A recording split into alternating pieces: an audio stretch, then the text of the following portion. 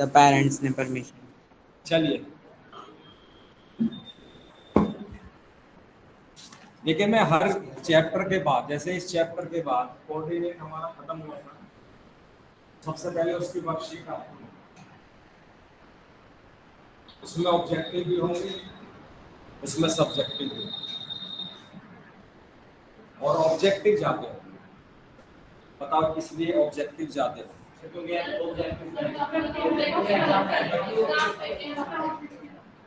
ये तो आप सही कह रहे हैं कि टर्म फर्स्ट में ऑब्जेक्टिव आएगा।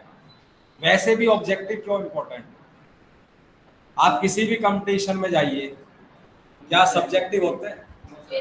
चले कंपटीशन तो आपने नहीं दिए होंगे, ओलंपियाड वगैरह तो दिए होंगे, क्या वहां सब्जेक्टिव होते हैं? क्योंकि जिसको कॉन्सेप्ट क्लियर है उसका ऑब्जेक्टिव भी क्लियर।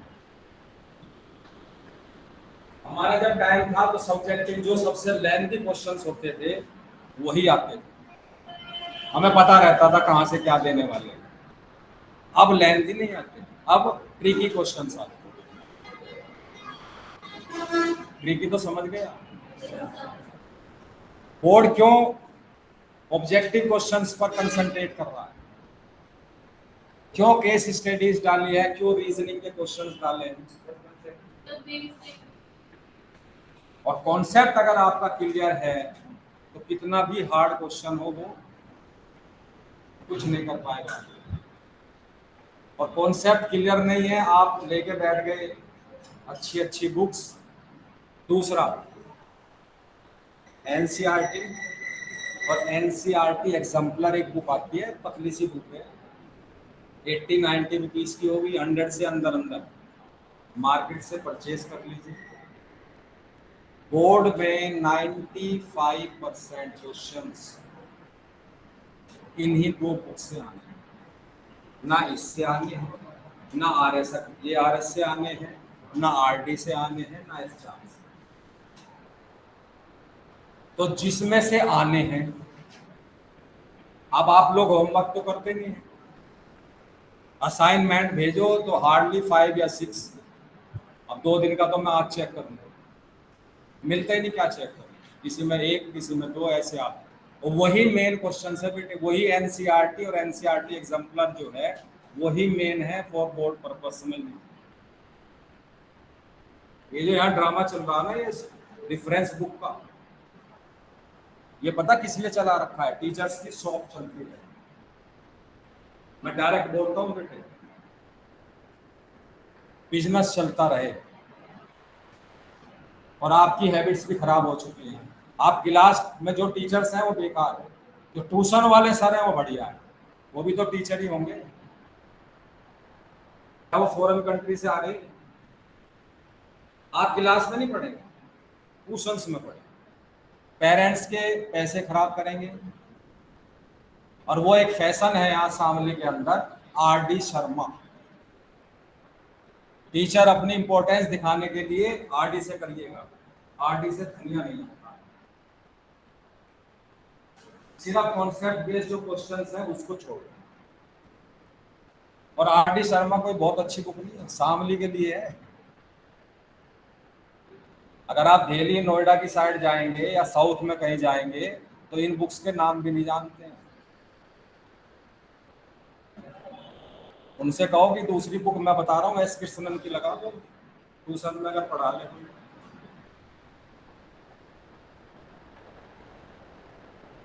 ठीक है, तो कंसर्न मैं वहां भी ऐसे बोलता था पुराने स्कूल में, आपसे भी वही रिक्वेस्ट कर रहा हूँ, सबसे पहले अपना घर मजबूत होना चाहिए।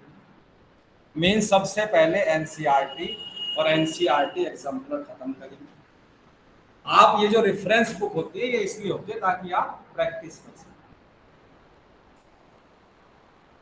ये इसलिए नहीं है कि सिर्फ आरएस अग्रवाल ही पढ़नी है, फिर मार्क्स नहीं आएंगे, फुल नहीं आएंगे। अब 90 से अब आ भी गए मैथ में 100 में से तो क्या मायने रखता, कौन पूछता, कोई नहीं पूछता। अब तो 99 भी है ना, तो प्रिंसिपल मैम या पेरेंट्स पूछते हैं 1 नंबर कहाँ गए, ये बताओ कितनों के 100 है? कितनों के 100 है? और 100 कब आएंगे? जब आप प्रैक्टिस करें और क्लास में पढ़ेंगे। ठीक है, आगे आप लोग मुझसे भी बड़े हो रहे हैं, लंबे हो रहे हैं, आपकी इच्छा है। देखिए इसमें एक जो कुछ क्वेश्चंस हैं मैं करा देता हूं आपको, जो आपने पूछे नहीं थे। एक तो देखिए क्वेश्चन नंबर 30 देखिए, मैं लिख देता हूं क्योंकि अलग अलग बुक्स में अलग अलग नंबर्स हैं। क्वेश्चन नंबर 30 जो बुक्स मेरे पास है इसमें है, इसमें गिवन है कि if angle A and angle B both are acute angles, both are acute angles given है आप। एंड सेकंड चीज गिवन है sin A is equal to sin B, ये भी गिवन है आप। और हमें क्या प्रूव करना है? Angle A is equal to angle B, दोनों एक्यूट एंगल को इक्वल प्रूव करना।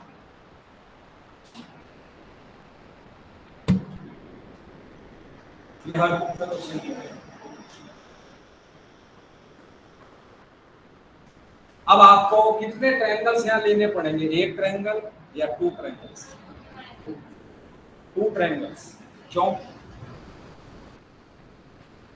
क्या रट के जाएंगे? कोई दे सकता है इसका सही आंसर? नमन जैन आप बता सकते हो क्यों 2 ट्रायंगल्स लेंगे हम? यहाँ पे सिंगल ट्रायंगल ले लीजिए।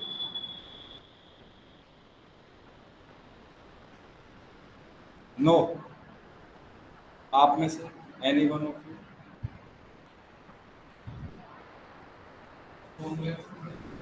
हाँ जी,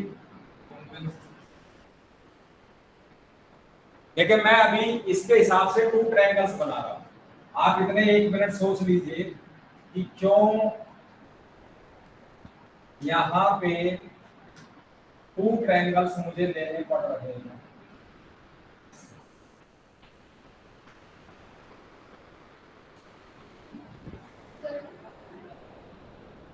टू ट्रायंगल्स लेने पड़ेंगे। देखिए दोनों में मैंने ध्यान रखा है ए और बी एक्यूट एंगल्स।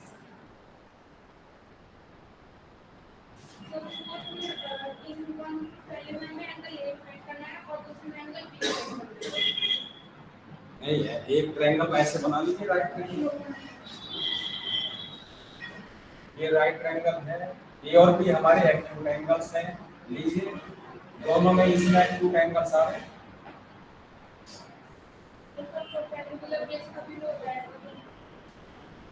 सर एक ट्रायंगल में 2 एंगल इक्वल है,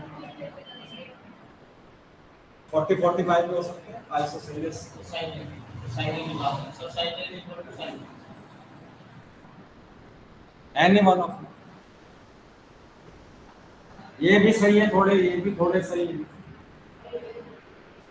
अगर हम एक ही ट्रायंगल जैसे यहाँ पे लेंगे तो कभी भी साइन ए साइन बी के ऊपर नहीं हो सकते हैं क्या? दोनों, ये दोनों इक्वल हो सकते हैं साइन ए साइन बी? कब होंगे? देखिए चलिए मैं यहाँ से बताता हूँ। यहाँ से साइन ए किसके बराबर है? साइन ए साइन बी। मैंने बताया था कि जिस एक्यूट एंगल के सामने वाली साइड को क्या बोलते हैं? परपेंडिकुलर। और ये सेम हियर परपेंडिकुलर। अब बताइए साइन किसके बराबर होता है? Perpendicular upon means CD upon AD। अब इधर आइए, sine B perpendicular upon hypotenuse. Is it right?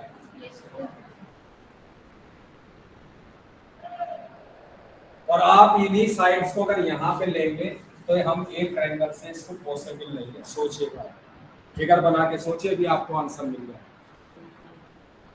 सोच लीजिए फिर पूछूंगा। यहाँ तक तो क्लियर है सब? गिवन है हमको sine A equal to sine B, given है। अब देखिए मैं यहाँ पे कुछ चेंज करूंगा, फिर आपसे पूछूंगा क्यों किया, क्योंकि ऐसा क्वेश्चन आपके इस बुक में एग्जाम्पल भी है और मैं उसी मेथड से कर रहा हूँ, इसलिए दूसरे मेथड से नहीं कर रहा हूँ। और ट्रायंगल के नाम भी वही है, देख सकते हैं आप एग्जाम्पल में। ताकि कंफ्यूजन ना हो। देखिए अब मैं इसको कैसे लिख रहा हूँ, इस चीज C D upon E F is equal to A D upon B F. क्यों लिखा मैंने ऐसे, वाई? अब वहां तो एग्जाम्पल में किया हुआ है, क्यों किया ऐसे, क्या जरूरत थी, इसमें और इसमें क्या डिफरेंस है? आप इतना समझ लीजिए, इसमें एक चैप्टर आएगा सिमिलर। क्लास 10th में अगर कोई चैप्टर मुश्किल है तो वो कौन सा है? Similar triangles. जिसका सिमिलर ट्रायंगल्स स्ट्रॉन्ग है फिर उसको कोई पीछे नहीं कर सकता क्लास 10th में, क्योंकि अच्छे बच्चों में कंपटीशन कौन से चैप्टर में होता है? Similar triangle. ठीक है, तो मैंने लिखा इसको C D is equal upon E F. आप इनको क्रॉस मल्टीप्लाई करिए, यही आएगा। शक मत करिए, आप इसे क्रॉस मल्टीप्लाई करिए, क्या आएगा? C D into E F. यहां भी वही जाता। लिखा क्यों ऐसे, देखिए क्यों लिखा है। सी डी देखिए क्या है, परपेंडिकुलर। ए डी क्या है? अब इधर आइए दूसरे ट्रायंगल में। ई एफ क्या है? ई एफ क्या है? और बी एफ क्या है? क्या दोनों में कुछ डिफरेंस आपको नजर आ रहा? क्यों मैंने ऐसे किया?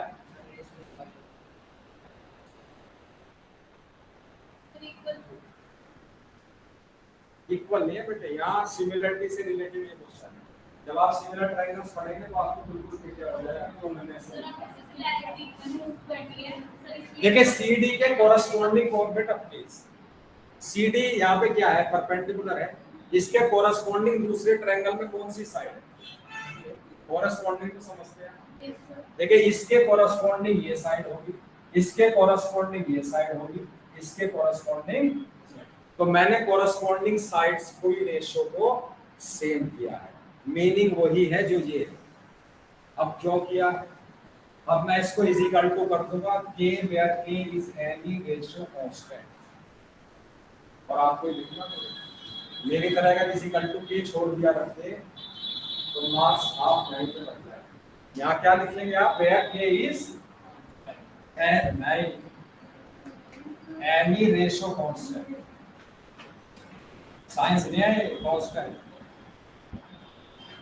ठीक है, अब देखिए मैं किस किस की वैल्यू निकालूंगा। अब इसको सबसे पहले k के बराबर रखिए, तो C D upon E F is equal to k. तो C D is equal to क्या आएगा? k into E F. ये मैं इसलिए कर रहा हूं ताकि पाइथागोरस थ्योरम अप्लाई कर सके। अब सी डी निकल गया, ए डी बताइए क्या है? अब A D upon B F को k के बराबर रखेंगे, क्रॉस मल्टीप्लाई करेंगे, तो A D is equal to क्या आएगा? k into. ठीक है, जब मैं सिमिलर ट्रायंगल करूंगा इसी क्वेश्चन को फिर मैं आपको दूसरे मेथड से दिखाऊंगा। इतना सब समझेगा करने की जरूरत है, लेकिन उसके लिए पहले आपको सिमिलरिटी समझनी पड़ेगी। हो गया सी डी ए डी। अब कौन सी दोनों ट्रायंगल में कौन सी साइड इन साइड्स में नहीं आई? परपेंडिकुलर है, हाइपोटेनस है, बेस नहीं, बेस नहीं है तो बेस ले लीजिए। बेस क्या है? AC upon BE। भाई इसका बेस क्या है? AC। इसका बेस क्या है? क्योंकि साइन में बेस नहीं आता है, परपेंडिकुलर अपॉन। अब इनका बेस निकालिए AC। अब लगा दीजिए Pythagoras theorem in triangle ACD। तो AC किसके बराबर होगा? AD square minus CD। Is it right और रॉन्ग? और यहां से BE किसके बराबर होगा? BF square minus EF square. भैया वो लगा दीजिए ना पाइथागोरस थ्योरम। अब इसलिए देखिए मैंने यहाँ पे AD और CD की वैल्यू लिखा। अब मैं यहाँ पे रख दूँ। अब बदले AD कितना आया था मेरा?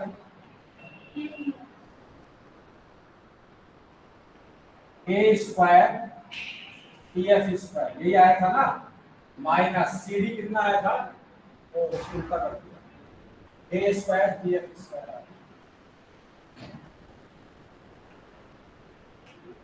और नीचे एज इट इज रखेंगे आप जो है।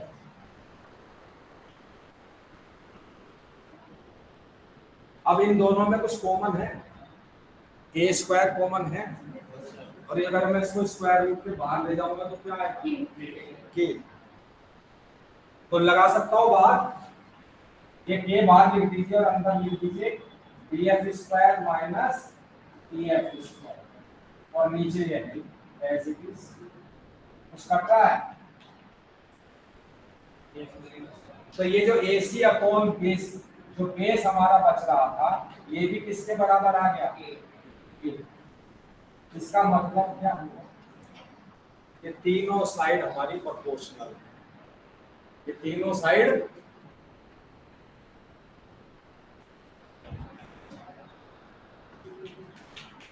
और जब तीनों कोरस्पॉन्डिंग साइड प्रोपोर्शनल हो तो दोनों ट्रायंगल ये सिमिलर है। जब प्रोपोर्शनल का क्या meaning, what is the meaning of proportional, class 8 में आता है, रेशियो एंड, तो क्या मीनिंग है प्रोपोर्शनल। मैं क्या कह रहा हूं, मैंने इस ट्रायंगल, दोनों ट्रायंगल की तीनों कोरस्पॉन्डिंग साइड्स को इक्वल कर दिया है, प्रोपोर्शनल कर दिया, तो what is the meaning of proportional.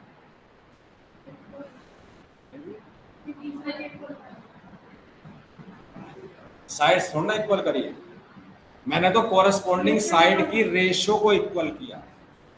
तो प्रोपोर्शन मींस होता है अगर आप कोरस्पॉन्डिंग साइड्स की रेशियो को सेम कर दें, इक्वल कर दें, साइड इक्वल नहीं करिए, कोरस्पॉन्डिंग साइड्स की रेशियो को इक्वल किया है, तीनों साइड क्या हो गई, प्रोपोर्शनल हो गई। तो अब मैं लिख सकता हूं कि both triangles are similar, ACD similar to triangle PEF, और अगर ये दोनों ट्रायंगल सिमिलर हो गए, ये सिमिलर का साइन होता है, ए बना दीजिए, ठीक है, ये किसका साइन है, सिमिलर का। तो इसके तीनों के तीनों कोरस्पॉन्डिंग एंगल्स भी, आप बता सकते हैं कि क्या ए और बी दोनों कोरस्पॉन्डिंग एंगल्स हैं, बिल्कुल। कोरस्पॉन्डिंग का मीनिंग आप समझते हैं या नहीं समझते हैं, पहले तो ये बताइए। मैं बार बार वर्ड यूज कर रहा हूं, कोरस्पॉन्डिंग साइड्स आर प्रोपोर्शनल, क्या मीनिंग है कोरस्पॉन्डिंग साइड्स या कोरस्पॉन्डिंग एंगल्स,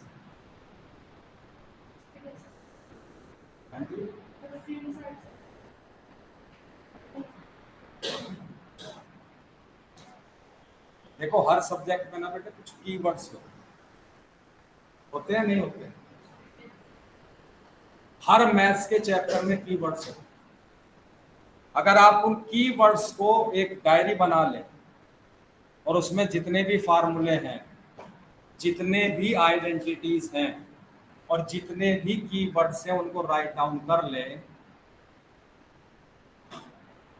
तो आप टीचर को भी घुमा सकते। ये कीवर्ड्स है सब, मैं बोल रहा हूँ आपसे, प्रोपोर्शनल क्या है, रेशियो क्या है, और हमें यही मालूम नहीं है तो सिमिलरिटी कैसे समझ में आएगी। अगर मुझे यही क्लियर नहीं है कि रेशियो मीन्स क्या है, बताइए रेशियो मीन्स क्या है। अब ये क्लास 8 में आता है बेटे, रेशियो मीन्स क्या होता है, any one of you, ratio means क्या,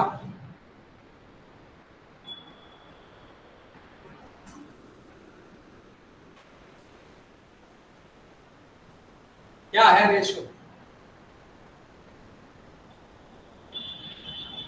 बेटे अच्छी बात नहीं है, आप लोगों के फिर कभी जिंदगी में अच्छे नंबर में नहीं, अगर आपको कीवर्ड्स नहीं, और कीवर्ड्स जब आएंगे जब आप क्लास में पूछें टीचर से, मैं ही पढ़ाता हूं, मैं सर क्या है ट्रिग्नोमेट्रिक, क्या है ट्रिग्नोमेट्रिक रेशियो, क्या उनसे होते हैं एक्यूट एंगल, क्रॉस्ड क्वेश्चंस करिए,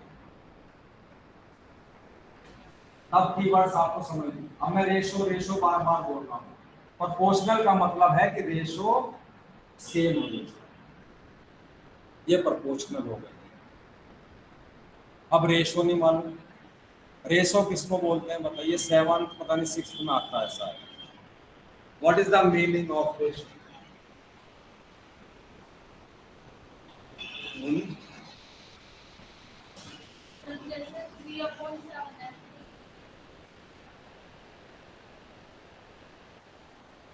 और कोई? अच्छा चलिए मैं आपको एक हल्का सा हिंट देता हूँ। देखिए अब आप में से कम 10-11 स्टूडेंट उठ जाएंगे कि सर मैं बताऊँ। देखिए रेशो निकाल लिया, फाइंड रेशो, क्लास 7 का क्वेश्चन आया बिटवीन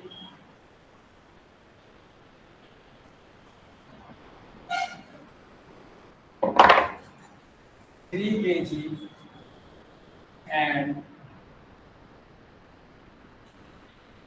350 grams। करे होंगे 7 में, 8 में, 6 में करे। अब आपको रेशियो फाइंड आउट करनी है बिटवीन 3 kg एंड 350। तो फर्स्ट स्टेप क्या होना चाहिए? यूनिट सेम करने का क्या मीनिंग होता है?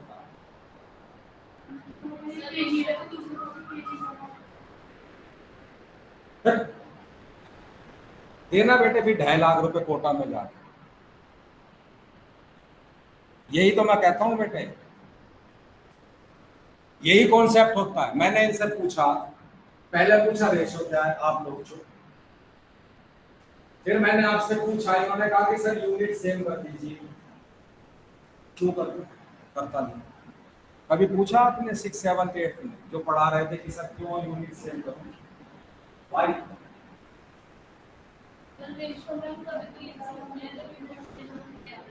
इतना मालूम है रेशो तभी निकल सकती है जब यूनिट सेम होगी। क्या मतलब है यूनिट सेम होने का? लीजिए कर दी मैंने। अब आप रेशो निकाल देंगे 3000 अपॉन 350। और रेशो में ध्यान रखिएगा जो पहले लिखा जाता है वो हमेशा न्यूमरेटर में आता है, तो पता है। अब तो बता दो रेशो की डेफिनेशन।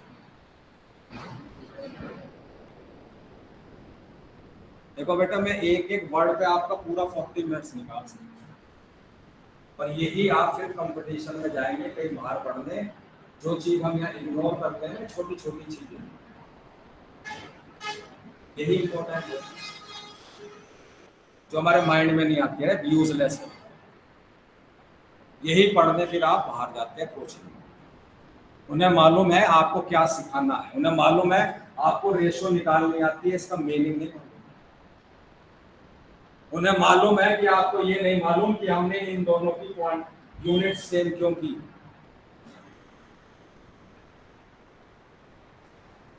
रेस क्यों यूनिट सेम करी है? क्योंकि ये दोनों सिमिलर क्वांटिटीज हैं।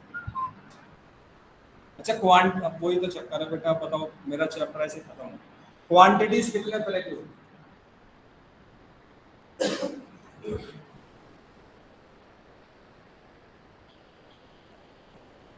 देखिए रेशियो मींस होता है, आप इतना ही समझ लीजिए कि दो सिमिलर क्वांटिटीज को अगर हम कंपेयर करें तो उसको रेशियो। दो सिमिलर क्वांटिटीज को अगर हम कंपेयर करें उसका मीनिंग होता है रेशियो। प्रोपोर्शनल मींस अगर दोनों रेशो सेम है तो वो दोनों चीजें प्रोपोर्शनल भी होंगी। कोरस्पॉन्डिंग साइड्स, जैसे यही दो ट्रायंगल है तो परपेंडिकुलर परपेंडिकुलर के कोरस्पॉन्डिंग होगा या सीक्वेंस में होगा। इसके सीक्वेंस में ये परपेंडिकुलर ही होगा, बेस के सीक्वेंस में बेस ही होगा, और हाइपोटेनस के सीक्वेंस में, तो ये तीनों कोरस्पॉन्डिंग साइड्स हैं। कोरस्पॉन्डिंग एंगल्स, अब एंगल ए के कोरस्पॉन्डिंग एंगल बी है, एंगल डी के कोरस्पॉन्डिंग एंगल एफ है, और एंगल सी के कोरस्पॉन्डिंग एंगल ई। ये तो कॉन्करेंसी आपने पढ़ी होगी, 9th में पढ़ी होगी, 8th में पढ़ी होगी। वहां दोनों वर्ड बहुत यूज होते हैं, corresponding and sequence.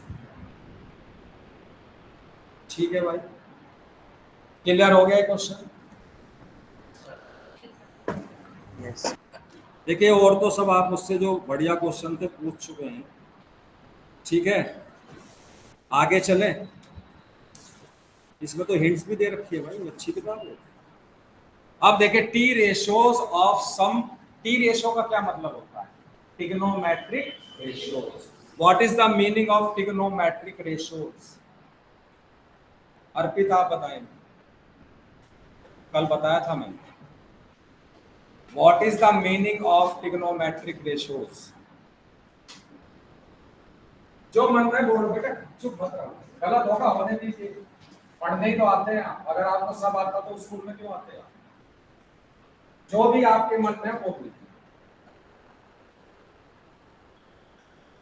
Trigonometric ratio किसको बोलते हैं?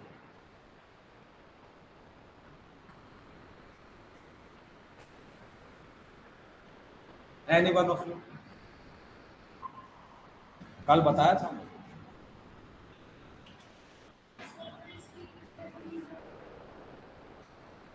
दोबारा से।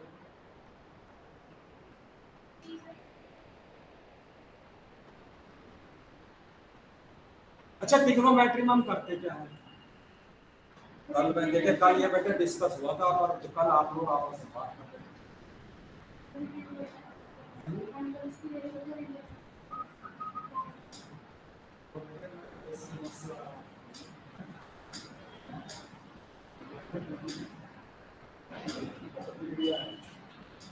ऐसे नहीं मिलती है, ग्लेशियर ऐसे तो मिल जाए, बिना चाहे मिल जाती है।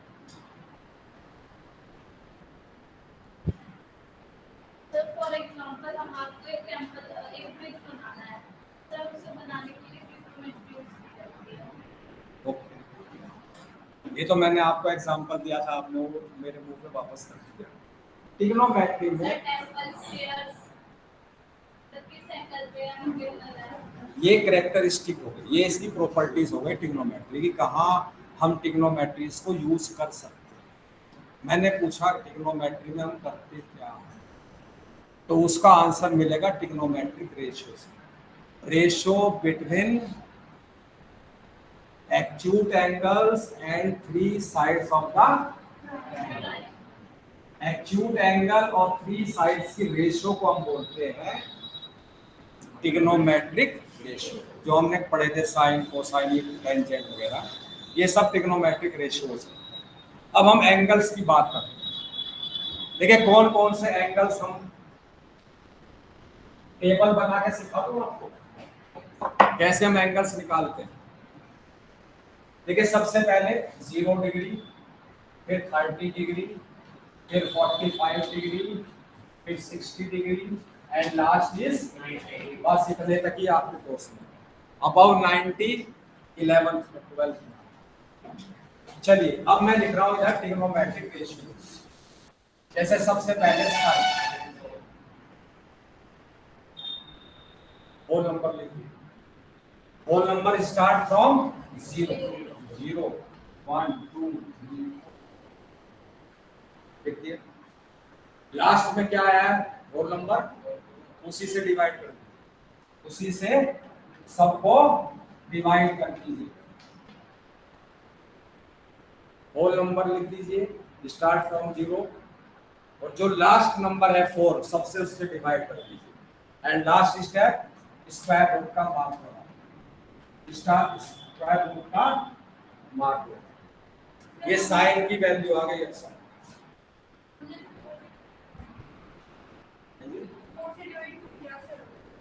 लास्ट होल नंबर क्या था? ये ट्रिक होती है बेटे, और ट्रिक में क्यों करा ये नहीं आता, नहीं तो आप रटिए फिर इसको वैल्यूज को। जो देखे 0 से स्टार्ट करिए, 90 तक है आपके, 11 12 में तो 180 से भी ऊपर जाएगा, वहां तो 4 से आगे जाएगी। आपके यहाँ लास्ट होल नंबर 4 आया, जो भी लास्ट होल नंबर है उससे ही डिवाइड करना है, ऐसे समझ, और उसके बाद स्क्वायर रूट का मार्क्स लगा दीजिए।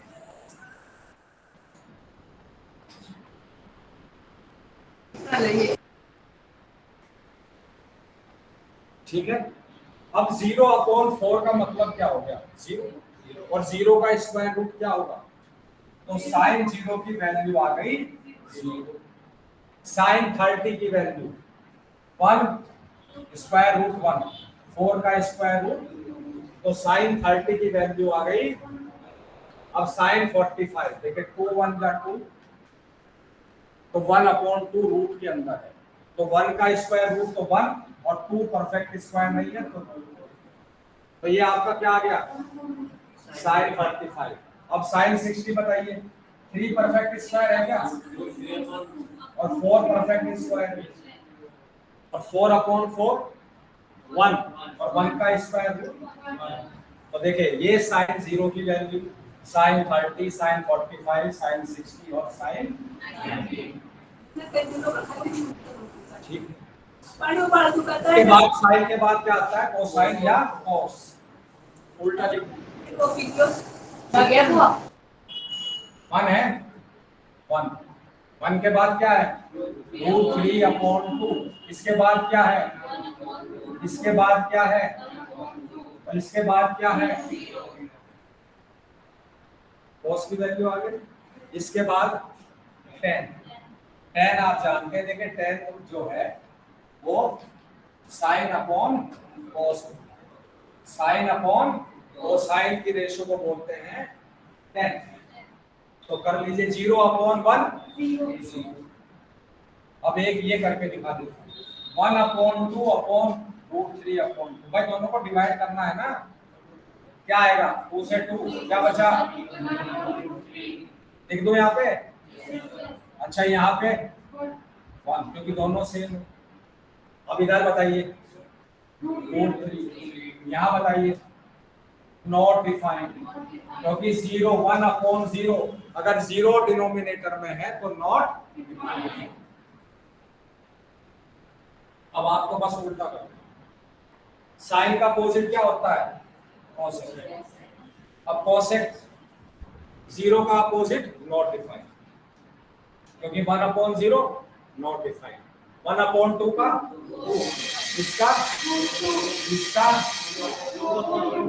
और इसका 1 कर सकते हैं ना।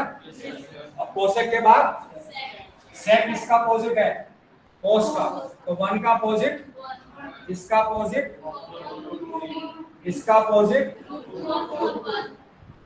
और इसका अपोजिट, और 0 का अपोजिट नॉट। कॉट किसका अपोजिट हो जाएगा tan के अपोजिट, 0 का अपोजिट नॉट डिफाइंड, इसका अपोजिट, इसका अपोजिट, इसका अपोजिट और इसका अपोजिट, नॉट डिफाइंड का अपोजिट 0। तो सारी वैल्यूज आ, कल मैं आपको कुछ स्पेसिफिक एंगल्स की बताऊंगा, क्यों साइन की वैल्यू मैक्सिमम 1 होती है और मिनिमम 0। पढ़ के आइएगा, जैसे जैसे एंगल्स बढ़ते हैं साइन की वैल्यू बढ़ती चली जाती है। वाई इसलिए